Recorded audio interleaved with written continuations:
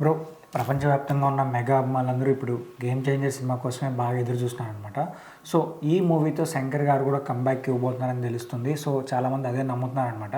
అయితే శంకర్ గారు ఈ మూవీలో హైడ్రా సంబంధించిన ఒక సీన్ అయితే పెట్టారని కొంచెం న్యూస్ వస్తుంది. బట్ అది నిజమేనా?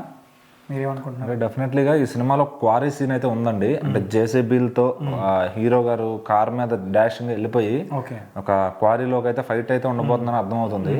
సో మరి ఆ క్రమంలోనే ఈ హైడ్రా అనే దాన్ని టచ్ చేశారా లేదా, ఒకవేళ అంటే ఆయన ప్రభుత్వ ఉద్యోగి కాబట్టి సో హైడ్రా అనేది తీసుకొచ్చినా ఇబ్బంది ఉండదు. ఎందుకంటే ట్రేజర్ లాస్ట్ క్లైమాక్స్ లో కూడా ఏదో ఒక మాల్ ని కూల్ చేస్తానన్నట్టు సీన్ కూడా అదే, అంటే అది మన పద్ధతిలో కాకుండా మేబీ చెన్నైలో ఉన్న పరిస్థితులు బట్టి అలా ఎప్పుడైనా జరుగుంటే ఆ విధమైన ద్వారా వెళ్తారేమో కానీ అసలు మన తెలుగు హైడ్రా అయితే టచ్ చేయరు. చేసినా మంచిది, ఎందుకంటే సమాజానికి సినిమా ద్వారా ఇంకెక్కువ తెలుస్తుంది.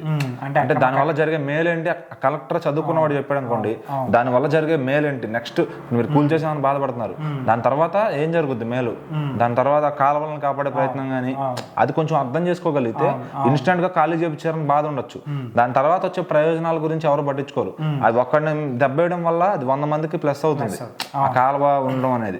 సో అది ఆలోచిస్తారు గవర్నమెంట్. సో మరి ఆ హైడ్రా పద్ధతిని మరి ఇక్కడ తెలంగాణ గవర్నమెంట్ లో చాలా మంది ప్రజలు కొంత సఫర్ అయిన వాళ్ళు మటుకి వేరే వాళ్ళు ఎవరు వ్యతిరేకించట్లేదు. కొంతమంది ఏంటంటే సఫర్ అయిన వాళ్ళు తప్పట్లో వాళ్ళ బాధ ఉంటుంది కాబట్టి సో గవర్నమెంట్ కొద్దిగా వ్యతిరేకంగా మాట్లాడతారు. వాళ్ళు ఏంటంటే వాళ్ళ తెలియకని ఇల్లు కట్టేసుకున్నారు, ఆ ఇల్లు కూల్చడం వల్ల ఏంటంటే వాళ్ళు ఎక్కువ వాళ్ళ బాధను చూపిస్తున్నారు. అంటే బేసికల్లీ గవర్నమెంట్ ఒకటే పద్ధతి అండి. ఇప్పుడు ఇక్కడ కాలువ ఉంది, ఎవరైనా కబ్జా చేశారు, ఆ మ్యాప్ చూపిస్తారు ఆఫీసర్స్ కి, ఇది క్లియర్ అవ్వాలి, అక్కడ ఏమైనా ఉంటే క్లియర్ చేసి కాలువ కనిపించాలి. ఎన్ని కాలువలు ఉండే ఒకప్పుడు హైదరాబాద్ లో అనేది అసలు మూసీ నదిని మింగేస్తున్నారు మెల్లగా, అట్లా ఉంది పరిస్థితి. అసలు ఇప్పుడు కొత్తగా హైదరాబాద్ వచ్చే వాళ్ళకి మూసీ నది విస్తీర్ణం ఎంత అనేది తెలియపోవచ్చు. సో మరి అట్లా ఉంటది, అది ఎంత పెద్దది. అంటే ఇప్పుడు ఇక్కడ హైడ్రా గురించి కొంచెం వ్యతిరేకత వచ్చిందనమాట హైదరాబాద్ లో. సో ఈ వ్యతిరేకత గురించి ఏమన్నా సినిమాలో? అదే అండి, ఆ వ్యతిరేకత ఖచ్చితంగా ఆఫీసర్ మీద ఉంటది. ఎందుకంటే గవర్నమెంట్ మీద కన్నా ముందు ఎవరైతే ఆఫీసర్ ఉండి చేపిస్తున్నాడో అక్కడ కూర్చొని చేపించవచ్చు, ఆయన పర్యవేక్షణ జరుగుద్ది కదా, ముందు అతన్ని మీదకి వెళ్ళిపోతారు జనం ఆవేశంలో. సో ఏంటంటే వాళ్ళని కంట్రోల్ చేయగలగాలి. ఇంత పెద్ద బిల్డింగ్లు కూరుస్తున్నాడు సినిమాలో అన్నప్పుడు వాళ్ళని కంట్రోల్ చేయగలిగే దమ్ము.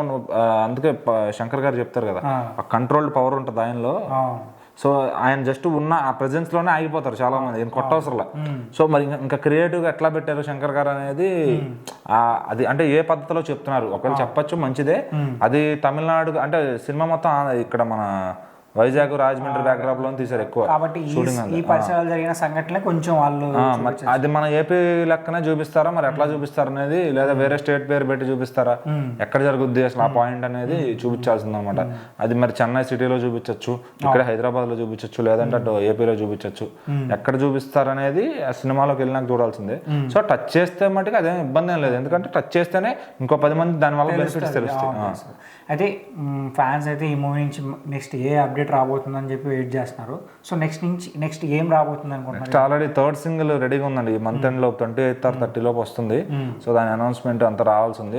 ఆల్రెడీ 22nd మేము డేట్ అనౌన్స్ చేస్తాం, మేము చెప్పేస్తాం మూవీ అన్నారు. అది తమన్ గారికి కొంచెం ఆవేశం ఎక్కువ, అది మూవీ టీమ్ తో సంప్రదించుకుని ఆయన చెప్పేస్తారు.